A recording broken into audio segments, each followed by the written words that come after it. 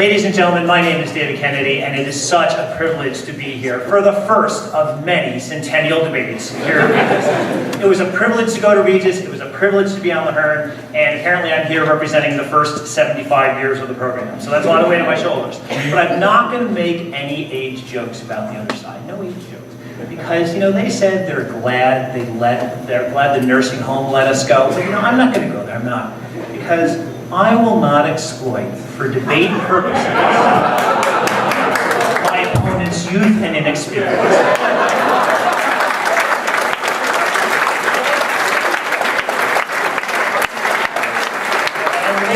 And wouldn't our politics be better if once in a while we heard a politician say something like that? I'm just saying. But I am going to go after the fact that they're two guys from Yale, although actually I really am not going to do that, because again, it's a privilege. It's such a privilege, and it's so inspiring to see two young men from Yale up on their hind legs using human language.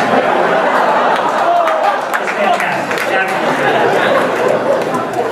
Now I will say, doing this, it's a bit of an adjustment for me. I'm used to parliamentary debate, and in parliamentary debate, we get to define the resolution. So when Coach asked me to do this, I thought about what would I really want to debate. And I came up with a great resolution, and no one's ever going to hear it, so this is my one moment. What I wanted to debate tonight was, in the interest of fairness, just fairness, the Jesuits should get the papacy for the next 2,000 years. Just like to even think that. Better it didn't go that way, because we have Father Tid here on the panel, who is a Benedictine, and I will point out, however, that my birthday is July 11, which is the feast day of St. Benedict, so you may want to think about how that's going to play out later. So, turning to the resolution, I think Paul has done a fabulous job reading from Alex's notes. I mean, no one could write Alex's notes. Barton less so. I haven't heard from his colleague yet. Barton and Denton, they sound like a low-rent personal injury law firm. We're two old guys who are trying to sell you wine coolers. But the first thing that Barton said was, public interest is a product of a particular time and place. I don't know what that means. Maybe Denton will tell us what it means. But I wanted to talk about a little bit about the resolution, because I think Paul did a fabulous job of laying it out, three separate layers at which our politics has become unsustainable. First, at the level of the average individual, we talked about how folks are going into discursive ghettos. And when Elvis Presley sang about poor baby born in the ghetto, he was probably talking about these discursive ghettos. And you know what I mean. These are places on the internet where you go to get your news where everybody agrees with you. And admit it, you've all gone on the internet and done those things and looked at those sites, those news sites that report the news as you want to hear it. I know I've done the same. When I go on the internet, I just want to read bad stuff about Ted Cruz. That's all I want. I beat him 3 times in college. Anyway, sure, I'm undefeated against Ted Cruz. But, the problem here is people have more access to information than ever before, and I think Mike Barton does make a good point on that, but they push it away. There's more information, more mutual information, more information about more policies than ever before, and yet more people are disinterested in that, because we want to go to the websites that support our point of view. We want to hear from people who support our point of view. Tonight, go onto the website of your favorite news source, and you will see the comments are full of people who are yelling and screaming at each other, not trying to persuade each other. We were better off, maybe, when we had mainstream media that actually reported the news to a wide class of people. Instead, now we have Fox that appeals to one side, and MSNBC that appeals to the other side. Why do these folks make money? Why are they staying in business? Because that's what people want. People want to hear folks sounding like themselves. We've heard a lot of bashing about the Tea Party here. I fully support all of that bashing. But it's also true of folks on the other side of the spectrum, that everybody really wants to go inside their own echo chamber, their own discursive ghetto, as Paul so eloquently put it.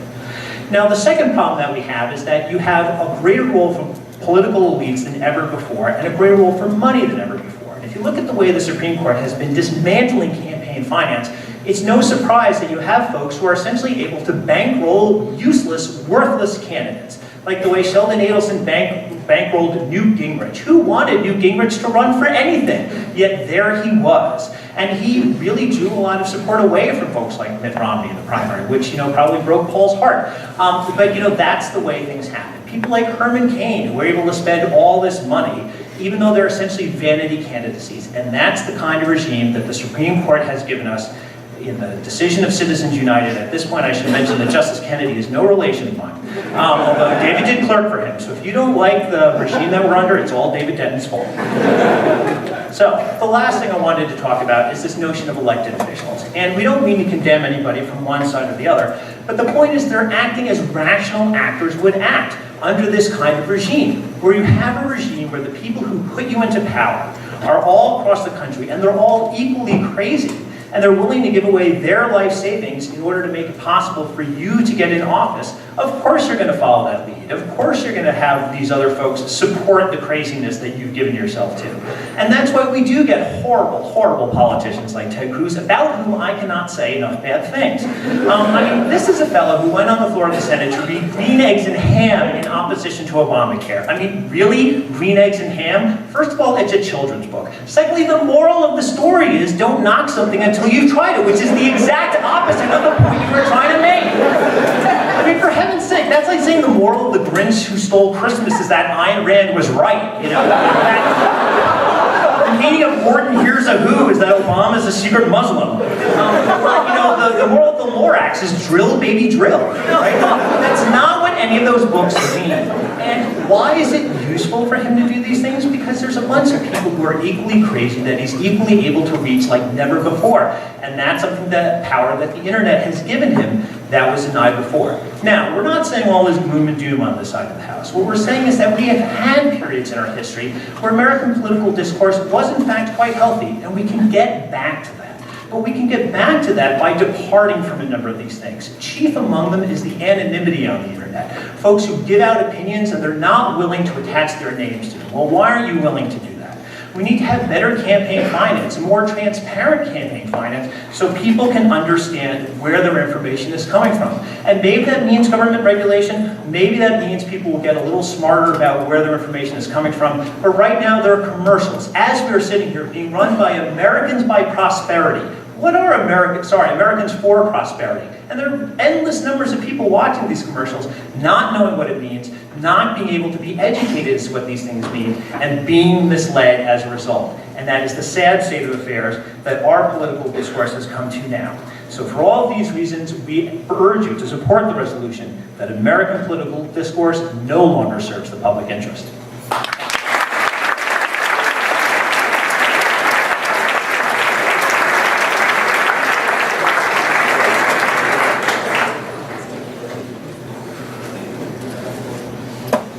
I want to say thanks to Coach for inviting all of us to be here. This is a real honor. It was a real honor to go to Regis. It's an honor to be back here. I feel a little less honored to be debating these guys after that last go-round, but still somewhat of an honor.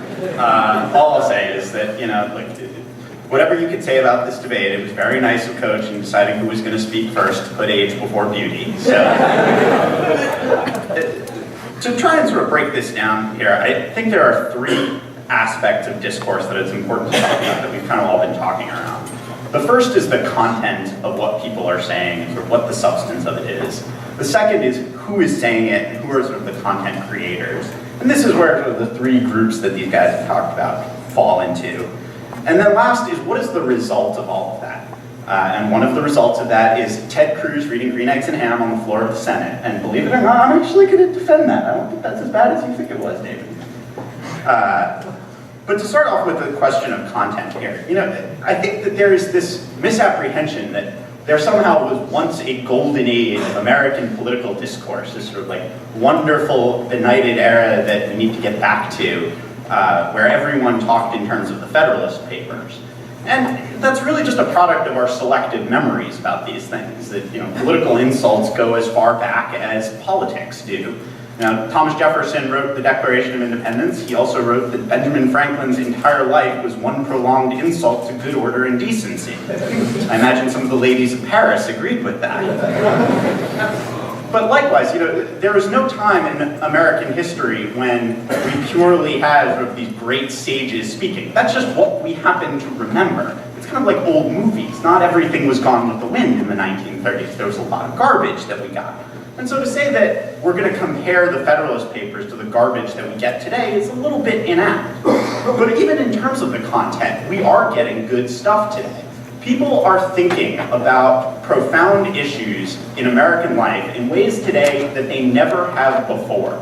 People are focused seriously on the role of the federal government, on their rights under the various amendments to the Constitution. And they're not just thinking about this in terms of, well, it would be nice to put up a political ad. There's serious, sophisticated thought about what the First Amendment means in the context of political campaigns, what the Fourth Amendment means in the context of political surveillance and eavesdropping. So these are things that we're talking about in really, truly serious terms. The fact that that means people are not doing things is not always such a bad thing. But then, second, that's what I want to talk about next, is who is creating this and where is it coming from? You're now getting a much broader swath of people involved in politics than you ever had before. This is another amazing development. That, Rick Santelli goes on CNBC and whines about the Chicago Mercantile Exchange for 5 minutes on a Tuesday afternoon, and the Tea Party is in progress by, the next day. This is not something that you had before, but those people were there. They were an unrepresented part of sort of American politics that we're now seeing represented. We don't like what they represent all the time, but they're there, and that's important.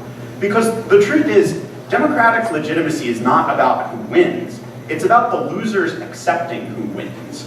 And this is something that you can't have when you don't give the losers the opportunity to talk. So I hope these guys will accept losing as magnanimously as we expect the Republicans in the Senate or the Democrats in the House to do. If their experience is any guide, I doubt it. So that's the last point I want to talk about here, is sort of what is the result of all of this? We can make fun of Ted Cruz for reading Green Eggs and Ham on the floor of the Senate as, this purely obstructionist gesture. But it's not obstructionist. There's a legitimate and deeply held view that the government should not be in the business of passing this particular law. It's not a critique of the merits of Obamacare. A lot of the people who oppose Obamacare on constitutional grounds think it's a perfectly fine policy idea for the government to be in the healthcare business. It's just not the federal government. And so, is he reading Green Eggs and Ham? Sure. Was that a really bad choice? Yes. Was he doing it because he was broadcast on all the Texas TV stations and wanted to read a goodnight story to his children? Also yes. I think it's one of those things where what he's doing is for a particular end, and how he did it is bad. But the way he did it was an aspect of the discourse. I'll also note that, by the way, people in Texas, where I have now moved, have a much different view of Ted than these guys do. Rum, Romanism, and rebellion may be a slogan of slander here in New York in the 1880s, but it sounds like a pretty good Saturday in some parts of Texas. And so I think that at the end of the day, when you look at sort of the points that these guys are making, that everyone is more polarized, that there's more of a role for money, that people are acting in response to this, the ultimate conclusion is that there's more.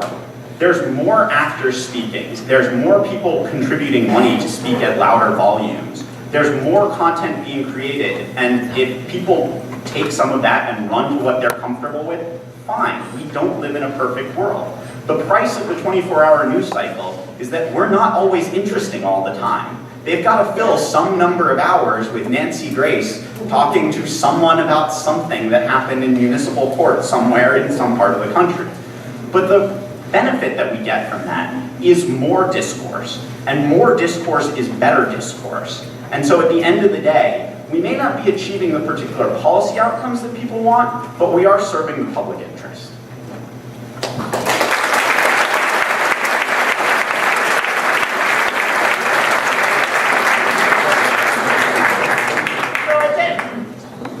Do you remember career night when you were a junior at Regis?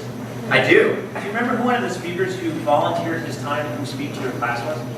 I was an elderly gentleman who worked for the federal government. And do you remember that he came from the U.S. Attorney's Office and was going on and on about how great the Southern District was, but there was some punk kid in the audience who kept saying, well, what about the Eastern District? And Speaker kept wondering, why is this kid going on about the Eastern District? And tracked him into saying that, well, if you had to say what was the best district in the country, what would you say? And then the Speaker said the Southern District, and only at that point did the punk kid reveal that his mother was a judge. Remember that? Vaguely. Okay. Your turn.